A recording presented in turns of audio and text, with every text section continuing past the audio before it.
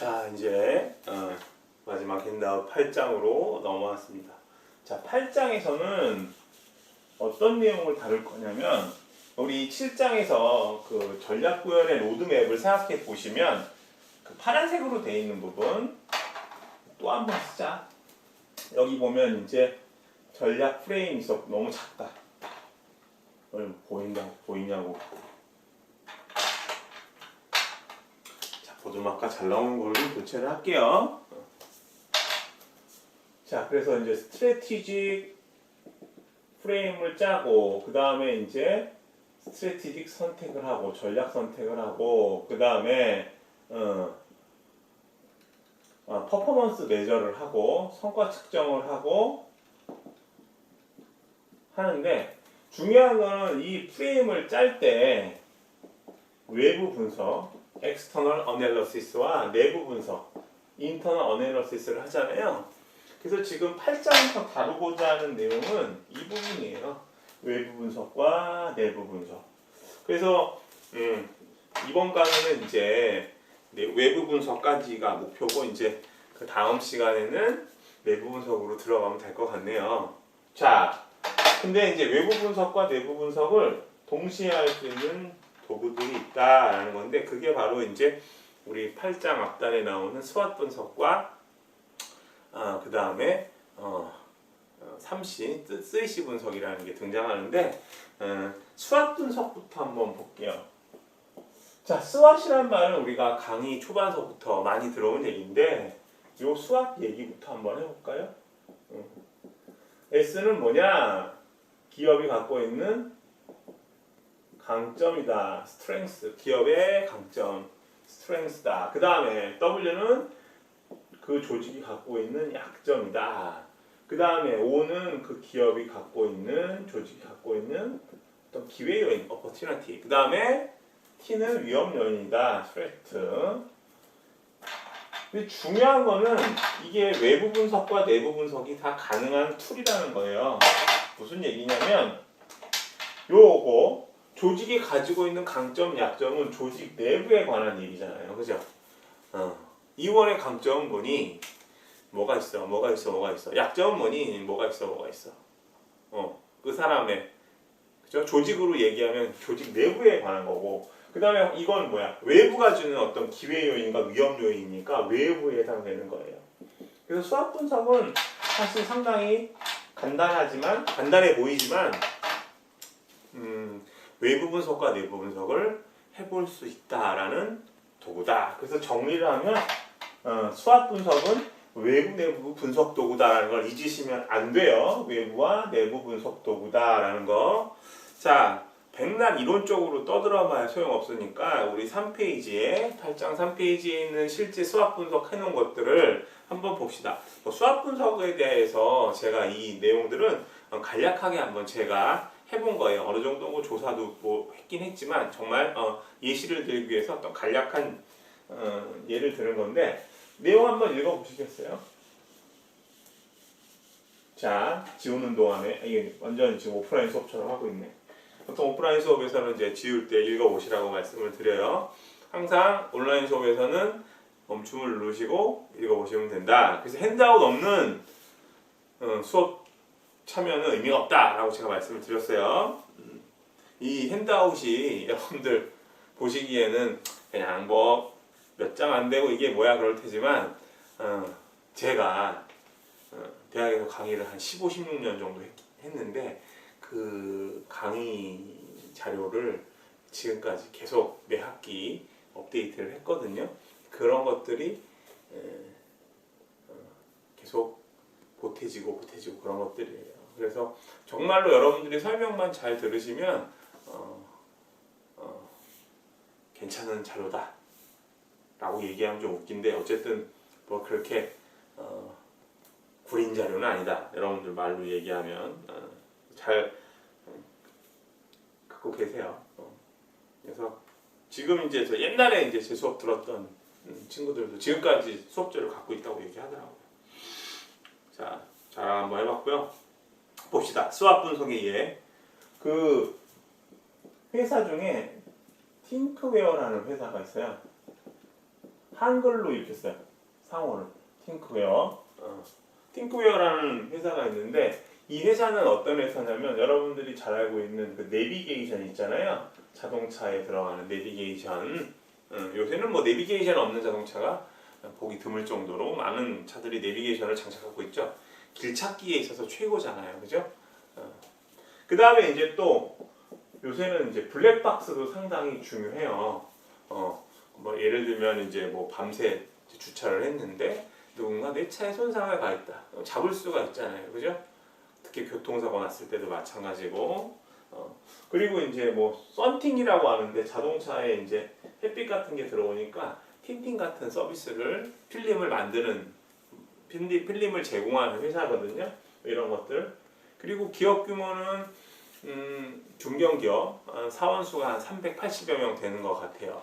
근데 이 기업이 있어서 이 기업이 이에 이제 수학 분석을 지금 해보자는 거거든요. 자 봅시다. S부터 조금 더 회사 얘기해주면 90년대 후반에 만들어졌어요. 90년대 후반에 만들어져서 지금까지 이어져 오고 있다. 저하고 전혀 이해관계 없고요. 뭐 이런 얘기하면 또 뭐 회사 광고하는 거 아니냐 뭐 얘기하는데 봅시다 한번. 자 거기 보면은 이제 현재 우리나라 이제 내비게이션이나 블랙박스 1, 2위를 다투고 있다. 그래서 이 지금 1위 할 때도 있고 2위 할 때도 있고 그리고 이제 저도 이제 자료들을 갖다가 이렇게 다 모을 수는 없어서 최근 자료까지 이렇게 보면은 가장 강력한 경쟁자가 이제 파인 디지털이라는 회사인데 이 회사하고 1, 2위를 다투고 있어요. 그러니까 시장 점유율이 뭐 1, 2위권이다라고 하면 그만큼 수익도 많이 발생한다는 얘기죠. 그리고 시장 점유율이 높으면 장점이 되게 많아요. 어떤 경우가 있냐면 브랜드명이 제품명이 되기도 하거든요. 이 무슨 말이냐면 여러분들이 잘 알고 있는 그 밴드 있잖아요. 손 다칠 때. 손 다쳤을 때 여러분들 무슨 밴드 붙인다고 해요? 데일 밴드. 그죠? 데일 밴드는 이 브랜드명이죠. 그죠? 저도 그래요. 늘 이제 손을 다쳤을 때 항상 데일 밴드를 붙여서 약국 갔는데 이제 밴드 주세요 그러거든요. 저는 그래도 이제 뭐 경영을 좀 공부했으니까 또 브랜드명을 쓰기가 그래서 그러면 이제 가끔 중에 밴드를 주는 경우가 있어요. 그러면 왠지 중에 밴드를 붙이면 상처가 빨리 안 날 것 같은 느낌도 있고 그죠? 이런 거 되게 많다. 시장 점유율이 높으면은 브랜드명이 제품명이 되는 거 되게 많아요. 우리 햇반 그러죠. 햇반 어디에서 출시되는 거예요? CJ에서 그죠? 우리 그냥 어디 뭐 캠핑이나 어디 놀러 갈 때 햇반 갖고 가 그러죠. 그걸 갖다가 뭐 즉석밥 갖고 가 혹은 오뚜기밥 가져가 뭐 이런 말 안 하잖아요. 그죠? 그만큼 유명하다는 거죠. 소비자들에게 잘 인지가 되어 있고 우리가 잘 알고 있는 스카치 테이프도 마찬가지예요. 그죠? 스카치 테이프라는 것도 제품명이 아니라 브랜드명이죠. 그죠? 이런 것들. 그죠? 하나만 더 해볼까요? 우리 이제 여름철에는 이제 모기들이 활동을 많이 하는데 그때 뭐 어떤 거 뿌려요? 이렇게 뿌리는 거. 에프킬라라는 말 쓰죠. 에프킬라도 브랜드명이죠. 뭐 분무형 살충제 뭐 이런 말 안 하잖아요. 이해되셨어요? 그만큼 시장 점유율이 높으면 상당히 유리하다. 그래서 파인 디지털이라는 회사랑 1, 2위를 다투고 있다. 그리고 또 유명한 브랜드가 있어요. 아이나비. 이 아이는 이제 그 뭐 일렉트로닉을 얘기하는 아이겠죠, 그죠? 보통 일렉트로닉 얘기할 때 아이 많이 쓰잖아요. 그래서 아이 내비게이션이라는 브랜드가 있어요. 그래서 아이나비 뭐 내비게이션도 있고 아이나비 블랙박스도 있고요. 블랙박스는 뭔지 아시죠, 그죠? 카메라 달린 거예요. 그 다음에 이제 세 번째로 장점은 온라인 사용자 모임이 활성화돼 있다. 그래서 서로 이제 고객들끼리 정보를 주고받는다. 그죠? 그러다 보면은 그 고객들 정보를 주고받는 과정에서 아이나비 관계자들이 그 정보들을 고객들이 주고받는 이야기를 통해서 고객들이 요구하는 니즈를 파악할 수도 있겠죠. 자, 그 다음에 네 번째, 신제품을 지속적으로 출시한다.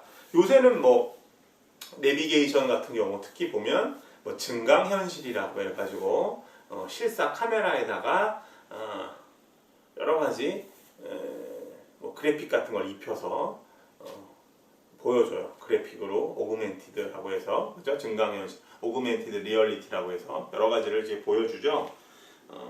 그래서 신제품이 계속 등장을 하고 있다라는 거고 또 그 다음에 블랙박스 같은 경우를 보면은 또 야간에도 잘 보일 수 있게 그 다음에 화질도 요새는 뭐 HD도 아니고 울트라 HD 정도로 그래서 그냥 너무나 선명하게 잘 보인다. 이렇게 교통사고 같은 경우, 뺑소니 같은 경우 있다 그러면 번호판이 안 보이는 경우도 많잖아요. 특히 밤에 사고 나면. 근데 상당히 잘 보일 수 있도록 카메라 렌즈 기능을 계속 활성화시킨다. 여러 가지로. 이런 게 어떤 강점이다. 그래서 제가 볼 때는 이제 시장 1, 2위를 다툰다라는 게 큰 의미를 가지고 있다고 보고요. 자, 그 다음에 두 번째로는 어떤 게 있을까요? 두 번째로는 약점이 있겠네요. 약점.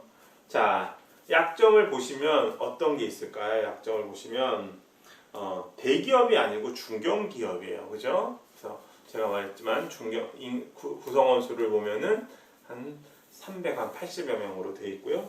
그리고 주식시장을 보면 대개 이제 기술 IT 기업들이 그 나스닥에 많이 등록돼 있잖아요. 코스피가 아니고 나스닥이래 코스닥 우리나라 같은 경우 그죠? 코스피가 아니고 코스닥에 많이 이제 등록되어 있기 때문에 역시 좀 대기업보다는 규모가 작아. 그러면 이제 제품 개발에 있어서의 여러 가지 투자를 하기가 좀 어려울 수도 있다. 예를 들면 그 IT 쪽 같은 경우에는 개발 비용이 많이 들어가잖아요, 그죠? 그리고 또 이게 내비게이션 같은 경우는 특히 길이 자주 바뀌기 때문에 그리고 IT 제품 같은 경우에는 자꾸 신기술이 도입되죠. 그러다 보면 여러 가지 기능 업그레이드에 압박이 발생할 수 있다는 거고요. 그 다음에 이제 세 번째는 공격적인 마케팅. 이것도 역시 이제 중견기업이 갖는 여러 가지 문제점인데 광고 같은 경우를 제대로 할 수가 없어요. 저도 이제 최근 생각나는 게 뭐 몇 년 전에 이제 강소라 배우가 광고를 했던 그 기억이 있는데 그 뒤로 이제 계속 뭐 지속적으로 이렇게 광고 같은 게 이루어지지 않아요. 어떻게 보면 이제 제품 비용이 상승되는 경우에는 광고 비용이 올라가서 제품 비용이나 서비스 비용이 상승되는 경우도 있는데 그런 비용 측면에서는 소비자들한테 좀 유리할 수 있겠지만 아무래도 이제 대기업 같이 광고를 뻥뻥 세게 터트리지는 못하죠. 그런 것들이 이제 약점이라고 보시면 되고 그 다음에 이제 기회 요인을 한번 볼게요. 그래서 지금까지는 이제 조직 내부 그래서 내부의 어떤 강점은 이제 시장 점유율이 상당히 높고 그로 인해서 인지도가 잘 높고 여러 가지 제품이 기능이 상당히 업데이트가 잘 되고 역시 단점은 이제 자금력에서 조금 부족할 수 있다라는 거. 자, 그 다음에 외부 쪽으로 와서 기회 요인을 보면 어때요? 블랙박스 제품 시장의 성장 잠재력이 있죠. 중국 같은 경우에는 인구가 한 14에서 15억 정도 된다고 하는데 2010년에서 한 2018년까지 뭐 과거 자료이긴 하지만 한 8년간 데이터를 보면 그 블랙박스의 어떤 시장 그 성장이 8배까지 늘어났다고 하고요. 우리나라 같은 경우에는 이제 지금 내수를 보면 블랙박스 같은 경우 한 89에서 90% 정도 블랙박스가 이제 자동차에 장착이 되어 있다고 하는데 유럽 지역 같은 경우에는 아직도 이제 그 블랙박스 같은 경우 사생활 침해 이런 것들 때문에 좀 법규가 특히 독일 같은 경우에는 법규가 상당히 까다로워서 이 블랙박스를 이제 자동차에 함부로 달지 못했다고 해요. 사생활 침해라는 이유로. 근데 이런 것들이 이제 최근에 완화가 돼서 많은 어떤 블랙박스 수요가 예상된다라는 거고 그 다음에 뭐 미국 시장도 마찬가지고 그렇고 일본 시장도 마찬가지고 그래서 성장 잠재력이 상당히 크다. 중국 시장하고 미국 시장만 들어가서 시장 점유율 1등을 한다 그러면 뭐 어마어마한 블루오션이 되잖아요. 자, 그 다음에 소비자들의 어떤 지속적인 관심이 있다. 그래서 뭐 여러분들 이제 교통사고 아직까지는 그렇게 운전을 많이 하시진 않겠지만 교통사고가 많이 나고 이제 교통사고가 나면은 그런 것들 많이 하잖아요. 뭐 가해자와 피해자를 얘기할 때 가해자가 100% 잘못이냐 아니면 피해 입은 사람도 일부 과실이 있느냐. 그래서 뭐 이제 그 전에 여러분들 잘 아시는 변호사 중에서 교통사고 전문 변호사 한문철이라는 분 계시죠? 유튜브에서도 이제 하시는 것 같은데 보면은 맨날 그거 말씀하세요. 이제 블랙박스를 통해서 여러 가지 이제 사고에 대한 과실을 정확하게 따질 수 있게 됐다. 그죠? 그리고 우리나라 같은 경우 이제 자동차 같은 가 이제 등록 대수가 한 2,500만 대 정도 되니까 이게 거의 한 두세 명에 한 명씩은 자동차를 갖고 있다고 하는데 누구나 교통사고에 가 겪을 수 있는 거잖아요. 그죠? 그런 면에서 블랙박스는 어떤 사고가 났을 때 과실 여부를 이제 찾을 때 상당히 유용한 어떤 객관적인 자료로서 활용될 수 있다. 그래서 소비자들이 관심이 높다라고 판단해 볼 수 있고요. 그 다음에 이제 세 번째 같은 경우에는 자동차 완성업체와의 제휴 가능성.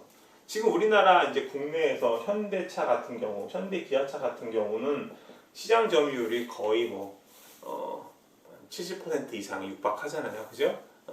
그래서 그런 경우에 이제 이 대개 지금 이제 팅커웨어 같은 경우 블랙박스나 내비게이션을 D2C로 지금 거래를 하고 있는데 현대랑 이제 B2B 거래를 할 수 있다면 상당히 좋잖아요. 실제로 얼마 전에 이 팅크웨어가 현대차의 어떤 제일 협력업체로 어떤 계약이 맺어졌다고 하더라고요. 그 얘기는 뭐냐면 이 현대차에다가 아이나비의 블랙박스라든가 그 다음에 내비게이션 제품, 특히 맵 같은 거 제공한다는 얘기죠.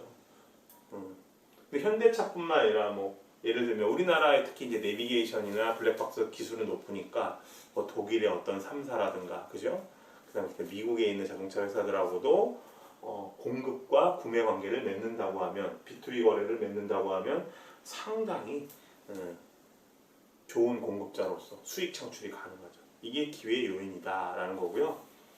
그 다음에 마지막으로 위험 요인을 보면 어때요? 위험 요인을 보면 휴대용 컨버전스 제품, 융합 제품들이 등장한다. 뭐 스마트폰 같은 경우죠. 그래서 스마트폰 보면은 뭐가 있어요? 뭐 카카오 맵도 있고, 티맵도 있고 여러 가지 맵들이 있잖아요. 그 다음에 또 뭐 아이폰 같은 경우에는 애플 카플레이도 있고 뭐 이런 것들이 이제 내비게이션의 어떤 대체 제품으로 사용될 수 있다라는 거고. 그 다음에 이제 마지막으로는 거대 자본을 가진 대기업이 내비게이션이나 블랙박스 시장으로 뛰어들면, 예를 들면 이제 일본의 뭐 카메라 만드는 뭐 캐논이라든가 기타 뭐 이런 회사들, 캐논 같은 회사들이 블랙박스 쪽으로 들어간다 그러면은 어려움을 겪을 수 있죠.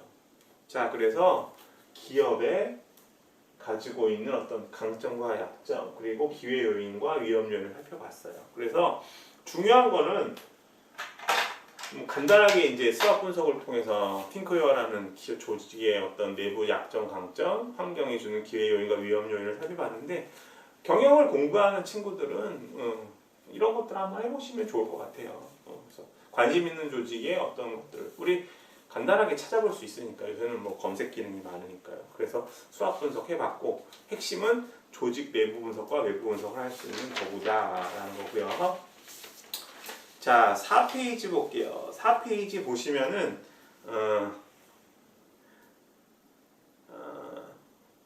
3C 분석이라는 게 나와요. 3C 분석.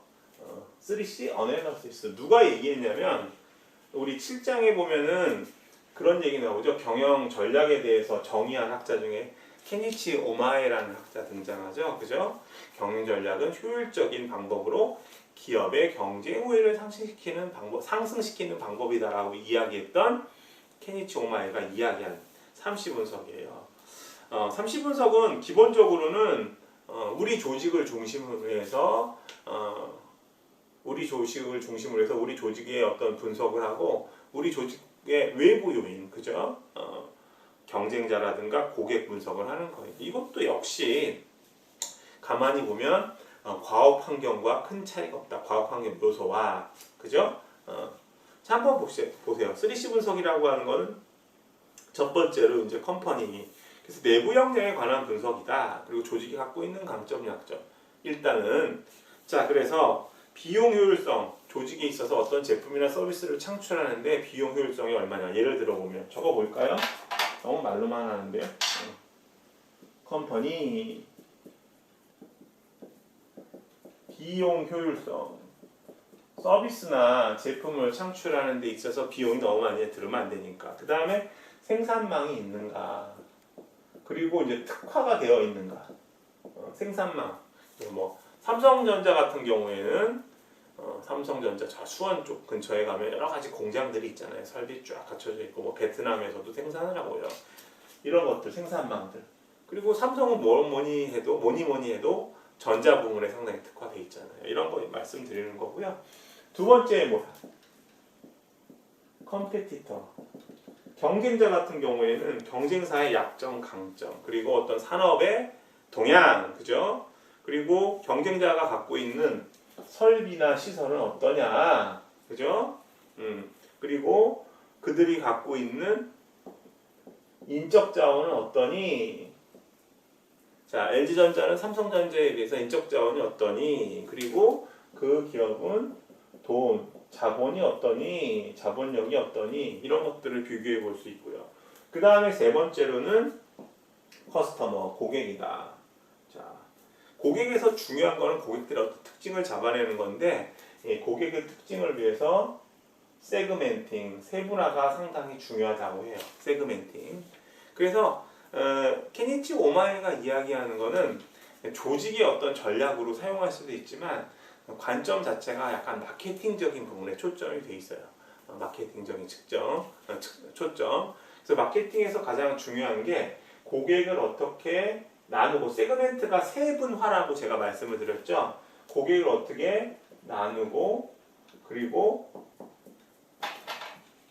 우리가 어떤 고객을 타겟할 것인가. 타겟팅이라는 게 뭐냐면 커스터머 이야기하면서 고객 세분화가 중요하다. 그러면 예를 들면 이런 거예요. 의류시장 같은 경우는 고객 세분화가 되죠. 어린이, 그죠? 어린이도 더 세분화가 돼. 유아, 그죠? 그죠? 유아, 그 다음에 영아로도 또 나눠질 수 있어요. 영아는 이제 완전히 간단하기. 그 다음에 유아는 한 3살까지. 그 다음에 어린이, 그죠? 그 다음에 뭐 청소년 의류시장이 있고 주니어, 시니어 이렇게 있고요, 그죠? 그런 식으로 세분화가 가능하다고요. 뭐 남녀 의류, 여성 의류 또는 뭐 스포츠 의류 이런 식으로 나눌 수도 있고요. 그런 어떤 고객에 대한 세분화인데, 제가 조금 전에 마케팅적인 측면이 좀 강하다고 말씀을 드렸던 게 뭐냐면 고객을 나눈 다음에 해야 될 일이 타겟을 정하는 거예요. 우리는 스포츠 쪽, 의류 쪽, 특히 의류 회사인데 스포츠 쪽에 초점을 맞추겠다. 레저나, 그죠? 타겟팅. 그리고 마지막으로는 포지셔닝이라는 게 있어요. 다시 포지션이 뭐야? 포지션, 위치시키는 거지. 그러니까 소비자들에게 해당 브랜드나 제품 등을 각인시키는 거예요. 우리 요거 뭐야? 나이키. 요거 뭐예요? 뉴발란스. 각인되어 있잖아요. 이거 뭐예요? 자동차로 얘기하면 사륜기, 아우디. 이거 벤츠.